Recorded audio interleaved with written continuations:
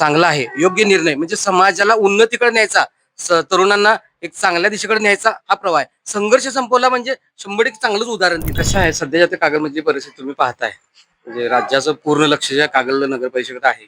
सध्या झालेली जी युती, जी विकासाकडे घेऊन जाणारी आहे. कारण बरेच प्रश्न रखडलेले असतील किंवा लोकांच्या सुविधाकडे असतील, रायसाहेबांच्याकडे ते आलेले असतील. त्याला एक 100% आता एक मार्ग योग्य मिळणार आहे. कारण मुस्लिम बांधवांचा कामांचा जो धडाका आहे, म्हणजे आता ही आलेली विकासाची एक नांदी अशीच गोडजोड राहणार आहे की 100% कागल शहरच नाही, कागल तालुक्याचा विकास या माध्यमातून होणार आहे.